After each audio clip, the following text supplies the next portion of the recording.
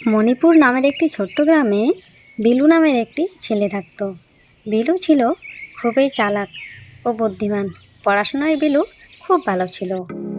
তার বাবা নদীতে মাছ ধরত। নদীতে মাছ ধরে বাজারে নিয়ে গিয়ে বিক্রি করে কোনো রকম সংসার চলতো তাদের। বউ, কোথায় গেলে? তাড়াতাড়ি খেতে দাও, বড্ড খিদে পেয়েছে। বুঝলে বউ, ভাবতেছি বিলুকে আর পড়াশুনো করাবো না, এখনও বড় হয়েছে। ভাবতেছি কাল মাছ ধরতে নিয়ে যাব, বিলুকে নদীতে মাছ ধরা শেখাবো। আমি কোনো একদিন না থাকলে বিলু নদীতে মাছ ধরে ওর সংসার চালাতে পারবে। তাই কাল ভাবতেছি নিয়ে যাব, না কি বলো? সে তো বুঝলাম, কিন্তু বিলু কি রাজি হবে? বিলু তো পড়াশোনা করতে চায়। আমাদের এই অভাবের সংসারে এত পড়াশোনা করে কাজ নেই। বিলুকে বলে দিস কাল যেন আমার সঙ্গে মাছ ধরতে যায়। বিলু, বিলু,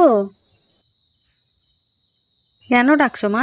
শোন বাবা, তোমার বাবার সঙ্গে নদীতে মাছ ধরতে যাও। মাছ ধরলে অন্তত কয়টা টাকা পাওয়া যাবে। এত পড়াশুনো করে কাজ নেই, আমাদের তো আর চাকরি বাকরি হবে না। এসব তো বড় লোকদের ব্যাপার। কিন্তু মা, আমি তো পড়াশোনা করতে চাই, পড়াশোনা করে কিছু করতে চাই। এখন বাবার মতো আমিও যদি নদীতে মাছ ধরে সংসার চালাই, তাহলে তো আমাদের জীবনের কখনোই পরিবর্তন আসবে না মা। এখন যেমন বাবা নদীতে মাছ ধরে সংসার চালায়, এরপর আমি নদীতে মাছ ধরে সংসার চালাবো। ভবিষ্যতে কোনোদিন আমার ছেলে নদীতে মাছ ধরে সংসার চালাবে। এভাবে চলতে থাকলে আমাদের জীবনের পরিবর্তন কখনোই আসবে না। সারা জীবন আমাদের এভাবেই দিন কাটাতে হবে মা। তাই আমি পড়াশোনা করে কিছু করতে চাই মা। আমি যদি কিছু করতে পারি, তাহলে বাবাকে এত কষ্ট করে নদীতে মাছ ধরতে হবে না।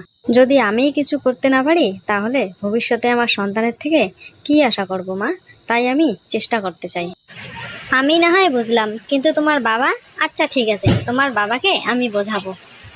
বিলু, এই বিলু, এই চল নদীতে মাছ ধরতে যাব। কিন্তু বাবা, এখন তো আমি বই পড়তেছি, কয়েকদিন পরে আমার পরীক্ষা। এখন যদি আমি মাছ ধরতে নদীতে যাই, তাহলে আমি ভালো করে পরীক্ষা দিতে পারবো না। আমি তোমার কোনো কথা শুনতে চাই না বিলু। আমি বলছি তুই মাছ ধরতে যাবি, যাবি মানে যাবি। ঠিক আছে বাবা, চলো তাহলে জালটা নিয়ে আসি। বিলু আর তার বাবা বিশু মাছ ধরতে নদীতে যায়। কিন্তু মাছ ধরতে ধরতে হঠাৎ প্রবল ঝড় বৃষ্টি শুরু হয়ে যায়।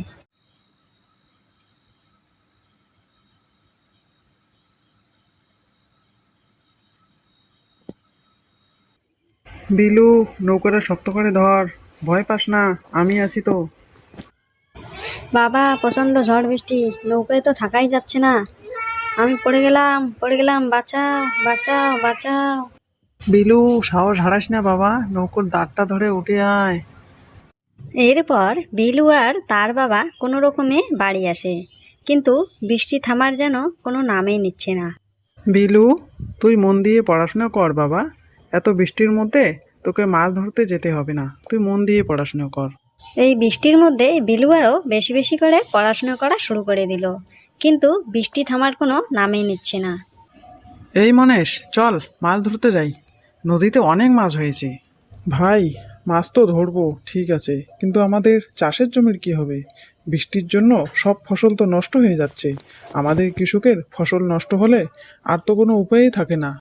বিলুর বাবা তো মাছ বিক্রি করে, বৃষ্টি হলে ওর তো ভালোই হয়, বেশি বেশি করে মাছ পায়। কিন্তু আমাদের দেখো, ফসল নষ্ট হলে আমরা কি খাবো? চিন্তায় যেন মাথায় হাত। ভাই, মাথায় হাত শুধু আমাদের না, ওই বিশুরও মাথায় হাত দিতে হবে।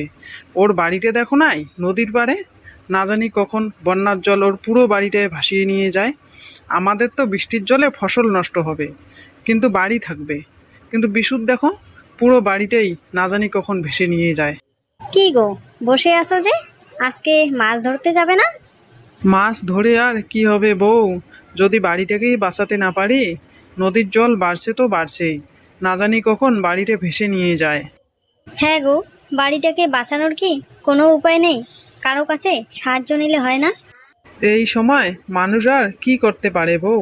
উপরওয়ালা একমাত্র ভরসা, যদি বৃষ্টিটাকে থামিয়ে দেয় তাহলে হয়তো বাড়িটাকে বাঁচানো যাবে। বিলু, তুই ঘরে বসে বই পড়তেছিস, বাইরেটা একবার দেখেছিস? জলে জল। বাড়িটাকে কিভাবে বাঁচাই, এই চিন্তায় তোমার বাবা খাওয়া ঘুম সব ছেড়ে দিয়েছে। মা, এই জন্যই তো আমি পড়াশোনা করতেছি, বাড়িটাকে বাঁচাতে হবে যে। পড়াশোনা করে ভালো একটা চাকরি পেলে আমরা অন্য কোথাও বাড়ি কিনে নিতে পারবো। প্রত্যেক বছর বর্ষার সময় আমাদের বাড়ি হারানোর আর চিন্তা করতে হবে না মা। মনেশ ভাই, খবর পেয়েছো? বন্যার জল বিশুর বাড়ি ভাসিয়ে নিয়ে গেছে। ওরা এখন সবাই নৌকায় আছে। আরে দাদা, এ কি বলছো? বিশুর বাড়ি নেই? চলো তো দেখে আসি। মনেশ আর হরি বিশুর পরিবারকে দেখতে গেল, ওরা কেমন করে নৌকায় উঠে আছে। ভাই বিশু, তোরা কি এখন নৌকায় থাকবি? বলছি কি, কয়েকটা দিন আমাদের বাড়িতে থাকো। বৃষ্টি কমলে না হয় একটা বাড়ি বানিয়ে নিস। না ভাই, আজ না হোক কাল বৃষ্টি তো কমবে। আর এই কয়েকটা দিন আমরা নৌকায় থাকবো। এখানে রান্না করার ব্যবস্থাও করেছি। আরে বিলু, তুই যে আবার বই পড়তেছিস? আরে তোদের বাড়ি নেই, ভাসিয়ে নিয়ে গেছে। মাথায় আছে কিছু? কাকা, 2 দিন পর আমার চাকরির পরীক্ষা, পাস আমাকে করতেই হবে, চাকরি আমাকে পেতেই হবে। দেখো কাণ্ড। আরে চাকরি করা আমাদের কাজ নয় রে। চাকরি করা বড় লোকদের ব্যাপার স্যাপার। তোমাদের তো থাকার ঘর নেই।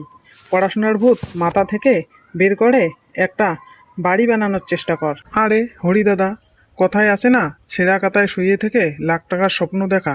ব্যাপারটা হয়েছে ঠিক সেই রকম। বাবুর থাকার ঘর নেই, সে নাকি চাকরি করবে। ভাবলেই যেন হাসি পায়। চলো আমরা যাই, বাপ বেটা মিলে স্বপ্ন দেখুক। আমরা যাই। বাবা, তোর কাকাদের কথায় মন খারাপ করিস না। তুই মন দিয়ে পড়াশুনো কর। চাকরি তোকে পেতেই হবে।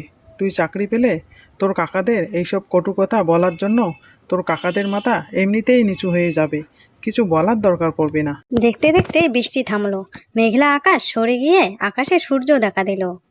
বিশুর পরীক্ষা চলে এলো, পরীক্ষায় পাশ করে চাকরিও পেল।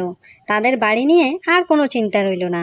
বিলু বাবা, আমরা ভাবছিলাম এত কষ্টের মধ্যে পড়াশুনো করে তুই চাকরি পাবি না, তাই অনেক ভালো মন্দ কথা বলেছি।